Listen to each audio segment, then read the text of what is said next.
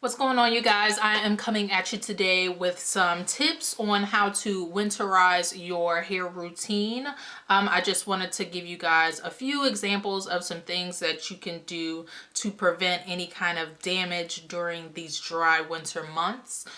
So to begin it all, I am going to start with something that you can do once you have already washed your hair. And I recommend doing a protein-based deep conditioner at least once to twice a month. The one that I enjoy specifically is the Caviar Repair Fill and Fix Treatment Mask.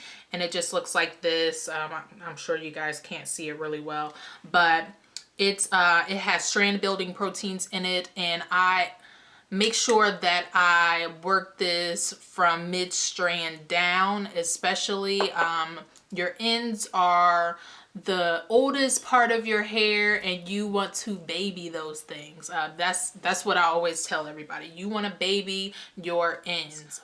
They get really dry, they're more prone to breakage, and you want to prevent that by any means. So definitely using a deep conditioner with protein based in it. And I believe this one is for like salon purpose only. So I don't know that you can go out and buy this yourself, but I mean, I'm kind of like torn whether I always say go to your hairstylist or find a hairstylist that will know how to deal with your hair, because I mean, your stylist is just going to have the most knowledge and know what's best for you, and maybe just going to a drugstore or going into Ulta or whatever may not be as great because they're not licensed professionals. I don't know. I'm always going to tell you to go and support your local hairstylist. So yeah, this is one that I enjoy. And then another thing, as far as, you know, babying your ends, you want to make sure that you are moisturizing them.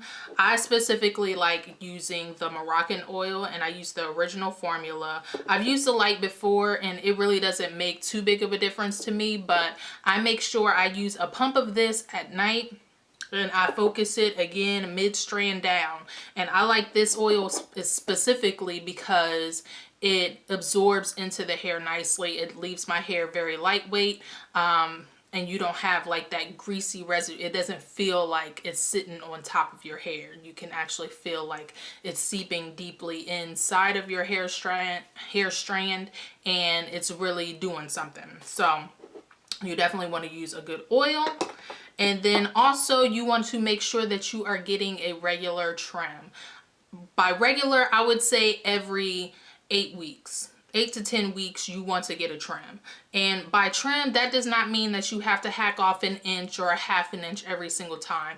Every little bit counts. And something that I do with my clients is I do what's called a dusting, and I literally, you know, just take my scissors and just graze the ends. And when all is said and done, you can look on the ground and it looks like you haven't even gotten anything cut off.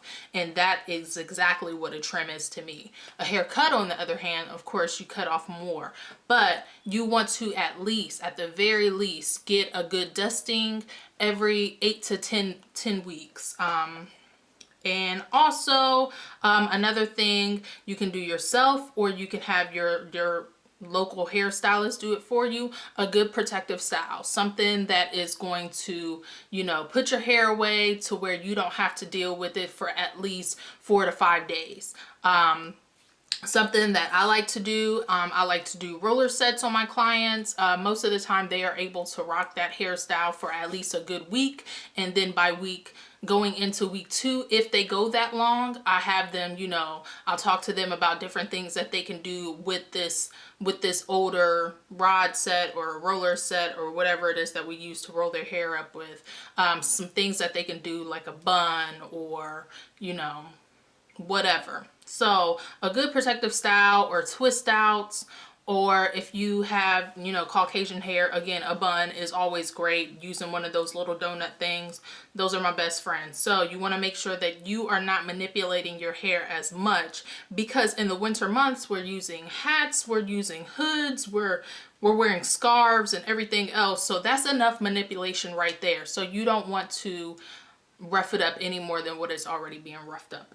And then the final thing is, let me grab mine here. using something to wrap your head at night. I use just, you know, one of the old school black bonnets, satin bonnets or whatever. And I've never had any issues with my hair breaking off or anything. As you can see, my hair is pretty healthy. Like, of course, I color my hair. My hair is just a lighter color. So that means that I have to lift it. So it can be more damaging, but I have no damage because every single night, no matter what, I always wrap my hair. I don't care if I'm sitting with one eye open, nothing. My bonnet stays on my pillow, not unless, you know, I'm like going in the shower or something like that. It stays on my pillow at night or in the morning. That way I never forget it. So you want to make sure that you're wrapping your hair. That way it's locking in all the moisture that you're putting in it. And then your hair's not getting roughed up by, you know, rolling on your pillow at night. I have like, I don't know how I feel about the whole satin pillow thing because I'm a rough sleeper myself. So I don't believe that my head is going to stay on that soft pillow. So I much rather not even, you know, fuss with it and use a bonnet. And this goes for, you know, Caucasian people as well. I know a lot of my clients are usually confused when I tell them to wrap their hair. They're like, what is that about? But Caucasian people too, y'all need to wrap y'all's hair too, because again, when it's getting all roughed up at night, that's split ends, that's breakage. And, you know, if you're trying to grow your hair out or whatever, you want to make sure that you have the healthiest hair to deal with. So get yourself a bonnet. Go down. So if you guys do like this video, make sure you give it a thumbs up. Comment down below. Tell me some things that you may want to hear that's hair related. I know I haven't really touched too much on hair on my channel. And that's mainly because I really like makeup too. Like, I do hair all day. That's what I do for a living. So I don't always necessarily want to come on camera and talk about hair some more. But I will if that's what you guys want to see. So if you have any requests, request them down below. And until next time, I will see you guys later. See you later. Bye.